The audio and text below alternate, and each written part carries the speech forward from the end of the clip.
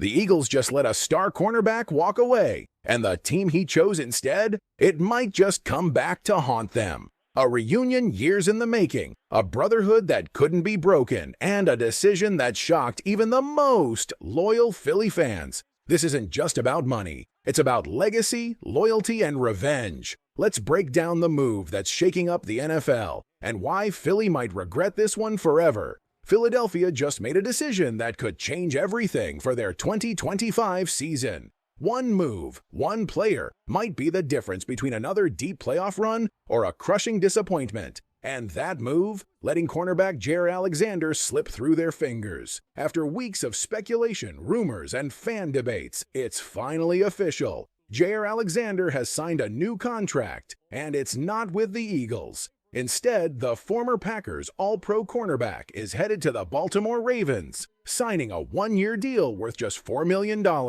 with incentives that could push it to $6 million. Let's pause for a second. $4 million? For a player of his caliber? When healthy, Alexander is easily one of the best shutdown corners in the NFL. Fans are asking the obvious question. Why didn't Philly make that call? Why didn't they bring in a game-changer for that price? Well, the truth is deeper than it looks. According to insider Sam Schefter, teams like Carolina were also in the mix and even offered more money. That means Alexander didn't just chase a check. He made a decision from the heart, a decision built on something bigger than dollars. And here's the twist. Philly was one of the two teams reportedly pushing hardest behind the scenes. ESPN's Jeremy Fowler confirmed it. It came down to the Eagles and Ravens. But in the end, Alexander chose Baltimore. And here's why. Jaire and Lamar Jackson aren't just teammates now, they're brothers. They played together in college at Louisville, and they've stayed close ever since. The connection between them goes way back. And when Baltimore made the offer, it wasn't just a team calling, it was family. If you need proof of that bond, just go back to draft night 2018. When the Ravens traded up, using a pick from the Eagles, to take Lamar Jackson. Alexander's reaction was unforgettable. He wasn't just excited, he was emotional, stunned, and proud. His boy made it. That moment told you everything about their connection. But it's not just about friendship. Alexander is also chasing a ring, and right now, Baltimore isn't just good. They're dangerous. Vegas has them ranked as the top contender in the AFC. Their defense, already scary. And now, with Alexander locking down one side, they might just have the best secondary in the entire league. And here's the irony. Right after the Super Bowl, people said Jalen Hurts only won because he had a super team around him.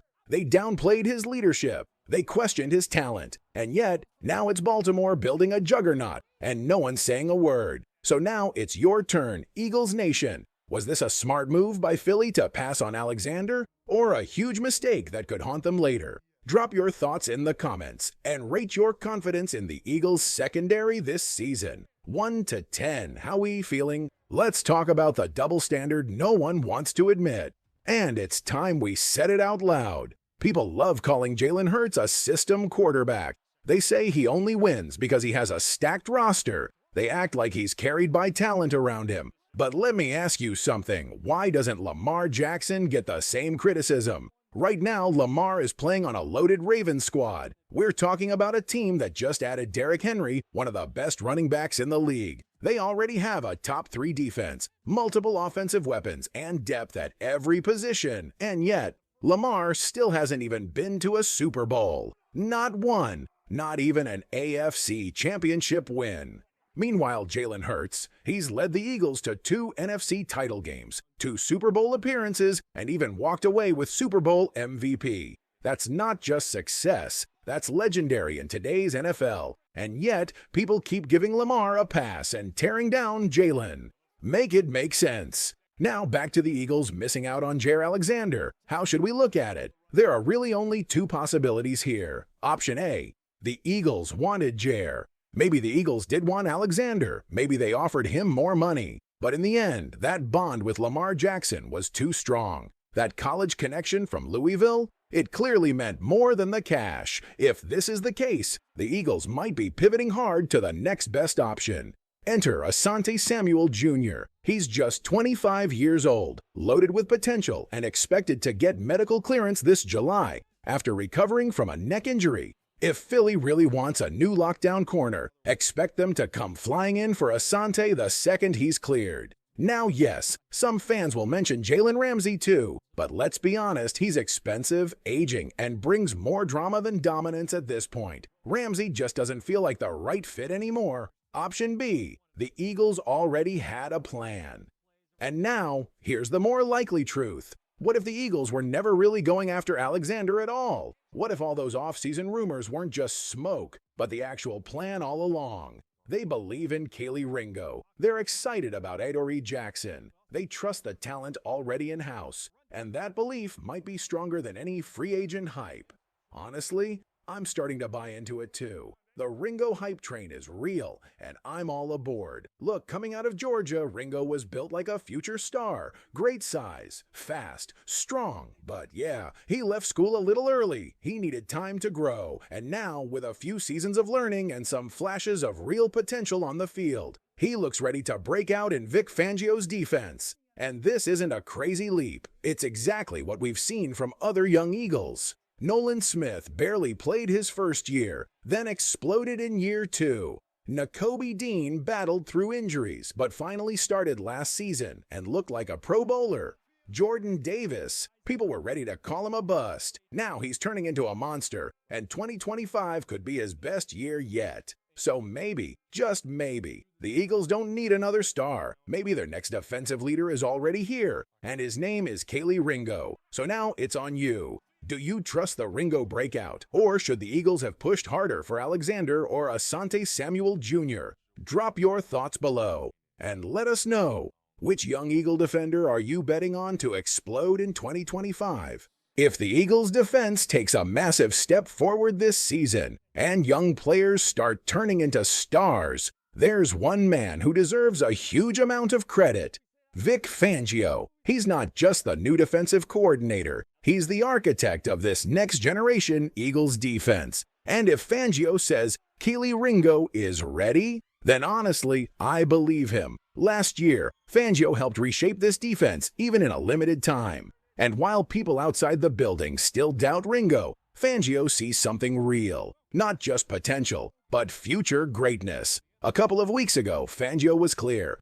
He just needs reps. That's it. And he's right. Kelee doesn't need a miracle. He just needs time on the field. Time to grow. Time to feel the speed. And time to become the player we all think he can be. Even Nick Sirianni echoed the same message in a team meeting. Repetition is the burden of leadership. And that's it. You can't lead on Sundays until you've failed a few times on Thursdays. The coaches believe Ringo just needs those reps in practice, in preseason, and eventually in real games. But what if Ringo isn't ready? Here's the truth. Not every young corner hits right away. That's why we can't forget about Adoree Jackson. Yeah, I know, his name hasn't had much buzz lately, but don't sleep on him. He's still in this battle, and if Ringo stumbles, Adoree could absolutely step in and take over. Let's not forget, Adoree Jackson was a full-time NFL starter for 7 straight years. That doesn't just disappear overnight. Sure, he lost his spot in New York to a couple of young corners. But let's be real, the Giants were done halfway through the season. They were out of playoff contention and they wanted to test their rookies. That's not a knock on Adoree, that's just business. Was he elite last season? He struggled. But this offseason, something changed. He got a ton of first-team reps in OTAs and minicamp. And more importantly, he's got a chip on his shoulder. Let's not forget what Fangio did with Darius Slay last season. People said he was washed, too old, on the decline. But under Fangio, he had a Pro Bowl level year. Or how about Zack Baun? Nobody thought he'd ever be a starting caliber linebacker again. But Fangio flipped the switch and suddenly Baun looked like a legit piece in the rotation. This is what Vic does. He finds value where others see decline. So if Ringo needs more time, don't be surprised if Adoree steps in and wins this job outright. And if you need proof that Adoree is fired up for the challenge, just listen to what he said. I'm always in competition. Even if I'm the starter, someone's always trying to take my spot. So I work like it's a battle every day. That's the mentality you want. Veteran experience, competitive mindset, and now one last chance to prove he still belongs. So what do you think, Eagles fans? Did Philly make a mistake missing out on Jair Alexander? Or do you believe in the Ringo revolution and Fangio's vision? Drop your take in the comments. Option A or Option B. Are we swinging for Asante Samuel Jr. or riding with the guys already on the roster? Let's hear it below, and don't forget, training camp will give us all the answers. At this point, we've heard the message loud and clear. Keely Ringo or Adoree Jackson. One of them is taking over this starting job. And guess what? Vic Fangio is perfectly fine with that. He's not banging the table for more free agents. He's not begging for big names. He believes the guys are already here, and he's ready to roll with them. And honestly, that belief speaks volumes. So whether it's the young gun in Ringo or the battle-tested vet in Adoree, the Eagles are moving forward, and training camp is where everything will be decided. Training camp heat incoming. Speaking of training camp, we just got some official dates, and things are about to get real in Philly. The NFL confirmed it. The Eagles will host the Cleveland Browns for a joint practice on August 13th, just a few weeks after the team reports on July 22nd. It's only one joint session this year, and yeah, I wish it were more. These practices are intense, competitive, and honestly more revealing than preseason games. It's the first real test for these players outside of hitting their own teammates every day. And here's a fun fact. Philly has absolutely dominated these joint practices the past few years. Remember what they did to the Patriots? It wasn't even close. The Birds brought the fire, and New England couldn't keep up. This year, things will get spicy again, but for a whole new reason. All eyes will be on Cleveland's rookie quarterback, Shedeur Sanders. He's been the media's favorite headline all offseason. But in Philly, he's stepping into a lion's den. This isn't college anymore. It's the NFL, and this defense is coming for him. So here's some free advice, Shader. Drive safe on your way from Cleveland to Philly. And once you're here, go ahead and throw us some picks. We'd appreciate that. Zack Baun. Breakout incoming? Now let's circle back to a name we mentioned earlier, Zack Baun. Something big might be brewing here. Baun's already started turning heads after a solid first year playing inside linebacker, racking up 3.5 sacks and flashing real potential. But now, he wants more. During minicamp, Baun made it clear, I'm feeling more comfortable inside. But if Vic wants me to play on the edge too, I'm ready. And that changes everything. Because now we're talking about a player who could line up anywhere. Inside, outside, edge. He can blitz, cover, disrupt. And with the addition of first-round pick Jiad Campbell, the flexibility on this defense just went through the roof. Imagine this. Dean and Campbell as your inside backers, Baun attacking off the edge. You've got disguised coverages, hidden blitzes, and chaos every snap. You don't know if Baun is dropping into coverage or hunting the quarterback. And that kind of unpredictability? That's pure Vic Fangio football. Let's not forget,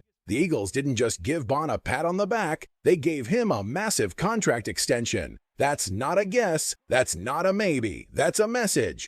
We believe in this guy, and we're building around him. So what do you think? Is Zack Baun the key to unlocking this defense? Should the Eagles unleash him as a hybrid weapon with Campbell and Dean, or is he still unproven? Drop your take below and tell us, which linebacker combo do you want to see on the field this season? Zack Baun isn't just growing into a bigger role, he's evolving into something completely new. The Eagles still plan to keep him at inside linebacker most of the time, around 90% of the snaps. That's his home base. But now, they're testing ways to unleash him as a full-blown weapon across the entire defense.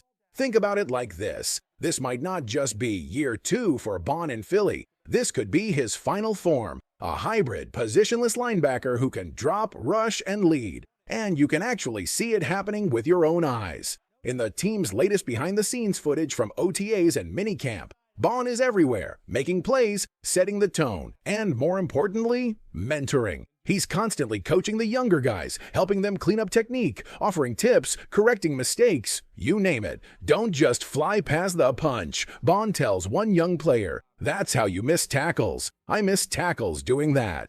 He's teaching the next generation. And it's clear the coaches are trusting him with more than just plays. They're trusting him with people. Don't sleep on Smael Mondon. One name you're going to want to remember. Smael Mondon. The rookie is soaking it all in. He's not out here stealing jobs, not yet. but he's showing signs. Strong on special teams, locked in during drills, and if something happens to Dean down the road. Don't be shocked if Mondon becomes the future at linebacker. He's learning from a guy who's been through it all. From the sidelines to the starting lineup, from backup to cornerstone, Baun's journey is shaping Mondon's future in real time. A linebacker room you can believe in. Let's be honest, Philly's linebacker group hasn't exactly been elite over the past few years. In fact, it's been a weak spot. But now, this unit is young, hungry, and filled with potential. Baun stepping into leadership, Dean looking to bounce back, Jihad Campbell entering as a high-upside rookie, Mondon showing flashes as a fast learner. This room isn't just solid, it's starting to look like a strength. And for Eagles fans who have been waiting years for that, this is a big deal. So let's hear it. Is Zack Baun turning into a real star in this defense?